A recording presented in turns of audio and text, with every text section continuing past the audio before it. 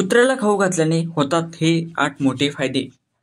कुत्र्याला काठी मारल्यावर होतात हे ग्रह कमजोर. कोणते आहेत ते फायदे आणि कोणते आहेत ते तोटे जाणून घ्या. संपूर्ण व्हिडिओ अवश्य पहा. नमस्कार. तर भगवान शिव म्हणाले, हे देवी पार्वती, आज मी तुम्हाला सांगणार आहे की मनुष्याने कुत्र्यांना खाऊ घातले तर त्याचे काय फायदे होतात. तसेच कुत्र्याला अन्न कसे खायला द्यावे. माणसाला माहीत नाही की जेव्हा घरी भाकरी किंवा पोळी बनते तेव्हा पहिली पोळी ही गायची असते आणि शेवटची पोळी कुत्र्याची असते. भगवान शंकर म्हणाले, हे देवी पार्वती, आपण असा कायदा केला होता, पण देवाने बनवलेला नियम विसरून माणूस पुढची आणि मागची पोळी स्वतः खातो. याचा कुत्र्याच्या जीवनावर विपरीत परिणाम होतो आणि स्वतःच्या जीवनावर देखील विपरीत परिणाम होतो. त्याला माहीत नाही की कुत्र्याला पोळी अन्न खायला दिल्याने माणसाच्या जीवनातील ग्रहांचे वाईट परिणाम देखील दूर होतात. भगवान शिव म्हणाले, हे देवी पार्वती, कुत्र्याला पोळी भाकरी खाऊ घालण्याचा पहिला फायदा हा आहे तर जेव्हा शनी ग्रह वाईट नजर टाकतो तेव्हा प्रत्येक मनुष्याचा नाश होतो.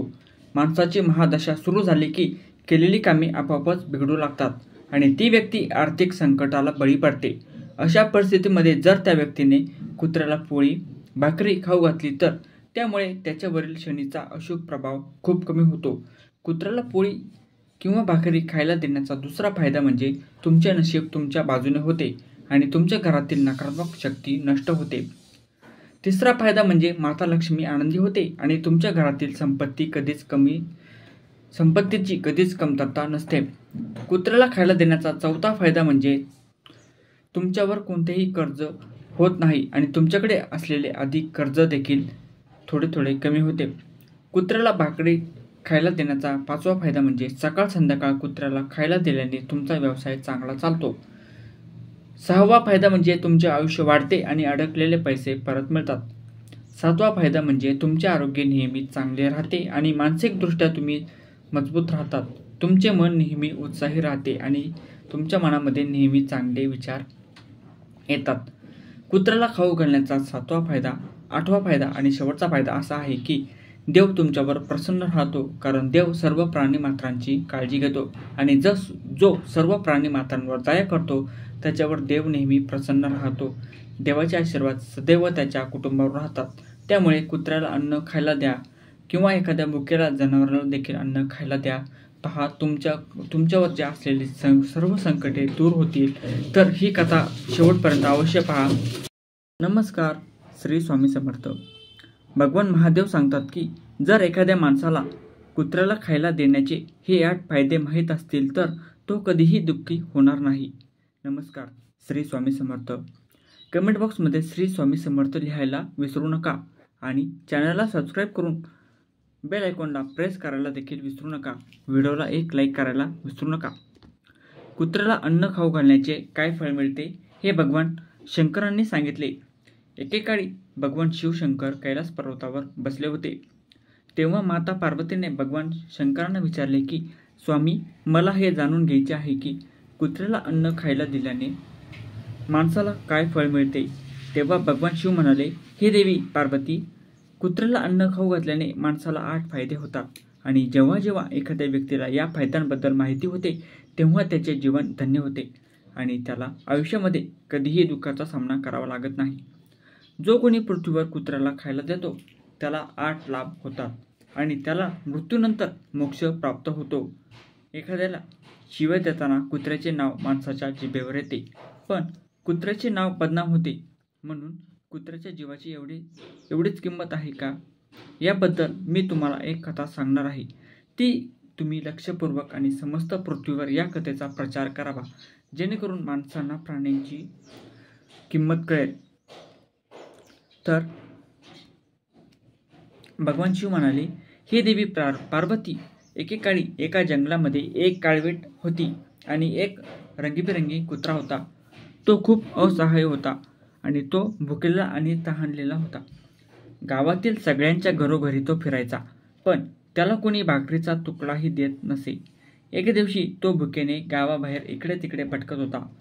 तो नदीच्या तीरावर असलेल्या एका ऋषींच्या आश्रमात पोहोचला आणि ऋषींना म्हणाला, हे मुनिवर, मला वाटते की तुम्ही खूप विद्वान आणि हुशार आहात, म्हणूनच मी तुमच्याकडे भुकेने आणि तहानलेल्या अवस्थेत आलो आहे.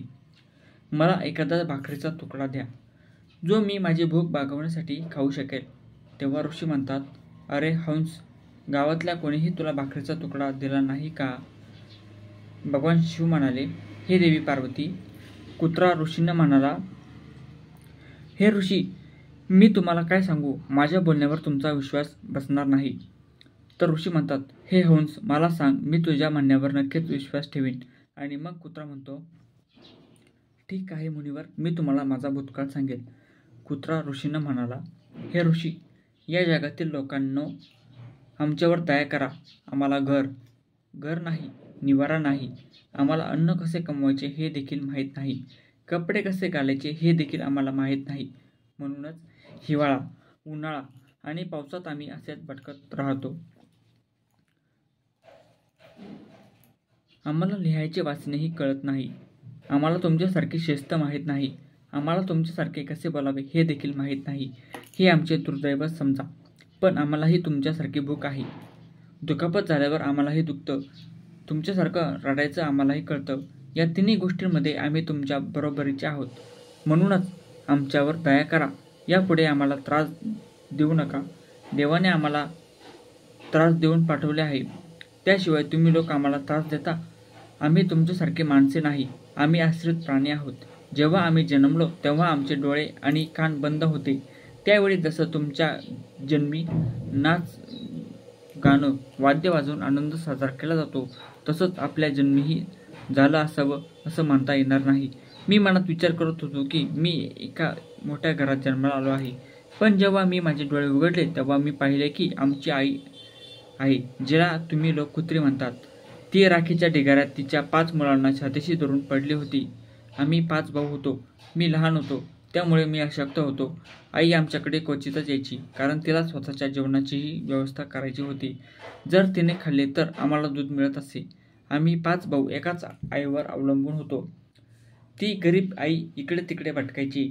जेवणासाठी कधीकधी ती खायला आणायला धावत असे, पण ती नेहमी आम्हा 5 जणांची खूप काळजी घेत असे. शेवटी ती आमची आई होती. ती रात्रभर जागून गावात पहारा देत असे. आई गावातील कोणत्याही शेतकरीच्या शेतात पीक खायला कोणी आले तर आमची आई त्याला पळून लावायची. गावकरी लोकांसाठी इतकं करूनही आमच्या आईला कोणी खायलाही दिलं नाही. आमच्या आईला अन्नासाठी घासाघीस करण्यास भाग पाडले गेले. कितीतरी वेळा लोक तिला काठ्या मारून हाकलून देत असे. ती गरीब आई त्या दिवशी पोटात भुकेने जळत होती. शेवटी ती आई म्हणून जगली. भुकेने तिला शांत बसू दिले नाही आणि गावकरी लोकांनाही तिला पाहून आनंद वाटला नाही. त्यामुळे असहाय्य होऊन तिला त्या शिवभक्तांच्या घरोघरी सतत ये जा करावे लागत होते आणि काही खायला मिळाले तर पोटातील आग विझवण्यासाठी ती खात असे. अनेक वेळा लोक तिला खाद्यपदार्थ घेऊन जाताना दिसले तर लाट्या-काट्या घेऊन तिचा पाठलाग करायचे. काही क्रूर लोक तिला अनेकदा घरात बंद करून मारहाण करत असत आणि त्यामुळे आमच्या आईला खूप त्रास व्हायचा.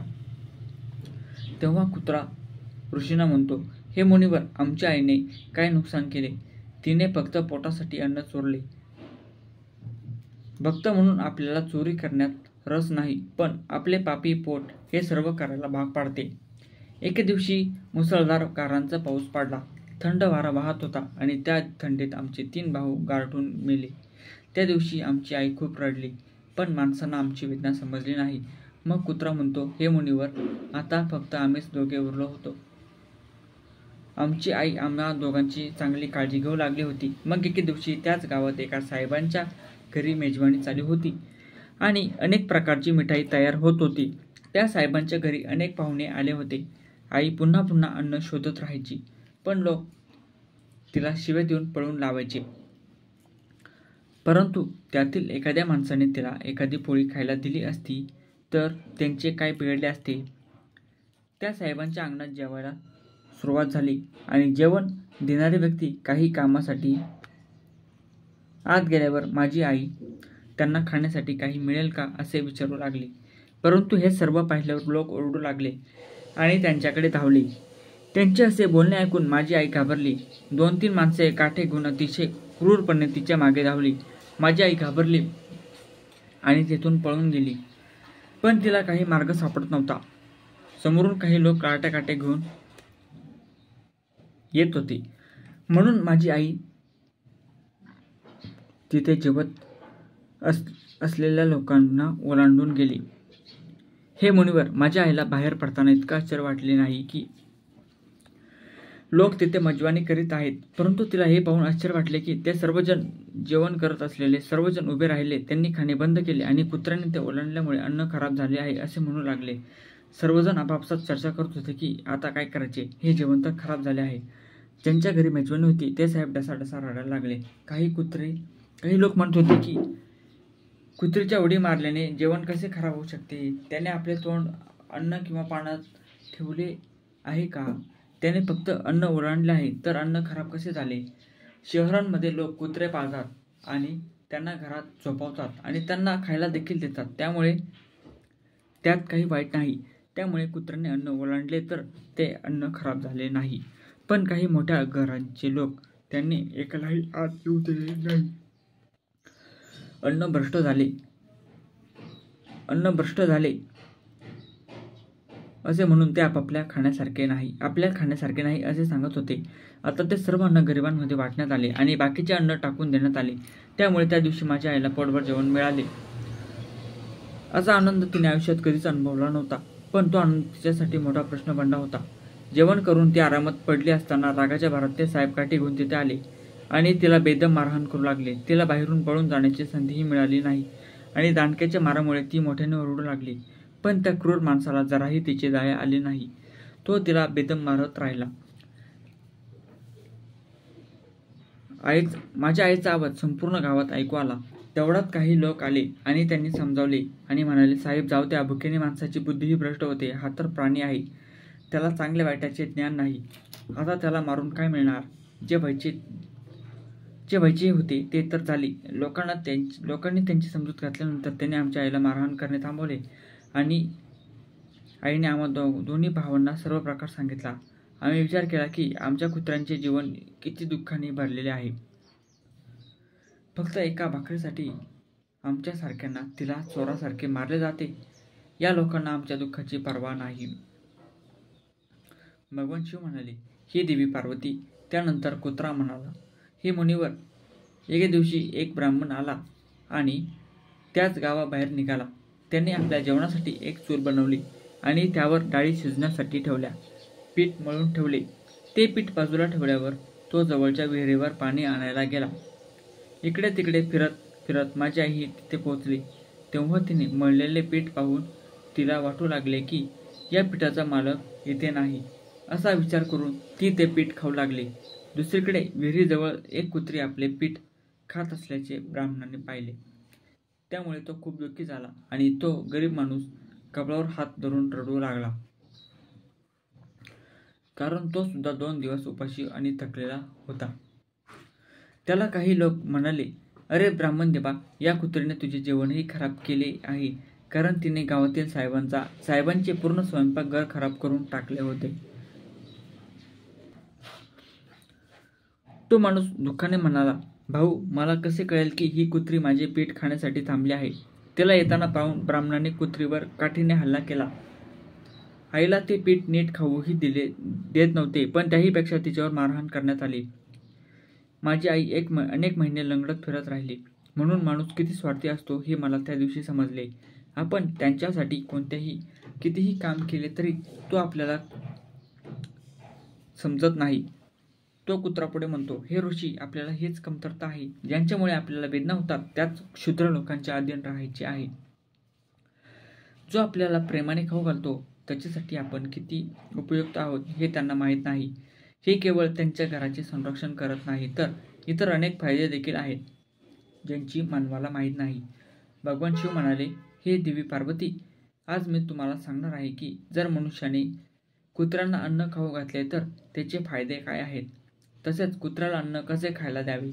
माणसाला माहीत नाही की जेव्हा घरी भाकरी किंवा पोळी बनते तेव्हा पहिली पोळी ही गायीची असते आणि शेवटची पोळी ही कुत्र्याची असते. भगवान शिव म्हणाले, हे देवी पार्वती, आपण असा कायदा केला होता, पण देवाने बनवलेला नियम विसरून माणूस पुढची आणि मागची पोळी स्वतः खातो. याचा कुत्र्याच्या जीवनावर विपरीत परिणाम होतो. त्याला हे माहीत नाही की कुत्र्याला पोळी अन्न खायला दिल्याने माणसाच्या जीवनातील वाईट ग्रहांचे परिणाम देखील दूर होतात. भगवान शिव म्हणाले, हे देवी पार्वती, कुत्र्याला पोळी भाकरी खाऊ घालण्याचा पहिला फायदा काय आहे तर जेव्हा शनिग्रह वाईट नजर टाकतो तेव्हा प्रत्येक मनुष्याचा नाश होतो. माणसाची महादशा सुरू झाली की केलेली कामे आपोआपच बिघडू लागतात आणि ती व्यक्ती आर्थिक संकटाला बळी पडते. अशा परिस्थितीमध्ये जर त्या व्यक्तीने कुत्र्याला पोळी भाकरी खाऊ घातली तर त्यामुळे त्याच्यावरील शनीचा शुभ प्रभाव देखील कमी होतो. कुत्र्याला भाकरी पोळी खाऊ घातल्याने तुमचे नशीब तुमच्या बाजूने होते आणि तुमच्या घरातील नकारात्मक शक्ती नष्ट होते. कुत्र्याला खाऊ घालण्याचा तिसरा फायदा म्हणजे माता लक्ष्मी आनंदी होते आणि तुमच्या घरात संपत्तीची कधीच कमतरता नसते. कुत्र्याला खायला देण्याचा चौथा फायदा आहे तो म्हणजे तुमच्यावर कोणतेही कर्ज नाही आणि तुमच्याकडे आधीच असलेल्या कर्जातूनही तुमची हळूहळू सुटका मिळते. कुत्र्याला भाकरी खायला देण्याचे पाचवा फायदा म्हणजे सकाळ संध्याकाळ कुत्र्याला खायला दिल्याने तुमचा व्यवसाय चांगला चालतो. कुत्र्याला खायला देण्याचा सहावा फायदा म्हणजे तुमचे आयुष्य वाढते आणि अडकलेले पैसे परत मिळतात. कुत्र्याला खायला देण्याचा सातवा फायदा आहे की तुमचे आरोग्य नेहमीच चांगले राहते आणि मानसिकदृष्ट्या तुम्ही मजबूत राहतात. तुमचे मन नेहमी उत्साही राहते आणि तुमच्या मनामध्ये चांगले विचार येतात. कुत्र्याला खाऊ घालण्याचा आठवा आणि शेवटचा फायदा म्हणजे देव तुमच्यावर प्रसन्न राहतो, कारण देव सर्व प्राणीमात्रांची काळजी घेतो आणि जो सर्व प्राणीमात्रांवर दया करतो त्याच्यावर देव नेहमी प्रसन्न असतो. देवाचे आशीर्वाद सदैव त्या कुटुंबावर राहतात. त्यामुळे कुत्र्याला अन्न खायला देताना मनापासून द्या. तर अशा प्रकारे भगवान शिव माता पार्वतीला कुत्र्यांना खाऊ घालण्याचे 8 फायदे सांगतात. अशा प्रकारे शिव माता पार्वतीला कुत्र्यांना खाऊ घालण्याचे 8 फायदे सांगतात. जो कोणी कुत्र्याला अन्न खायला देतो तर त्याला हे 8 फायदे नक्कीच मिळतात. तर मित्रांनो, आपल्याला ही माहिती आवडली असेल तर लाईक, शेअर आणि सबस्क्राईब करा आणि चॅनलला सबस्क्राईब अवश्य करा. नमस्कार.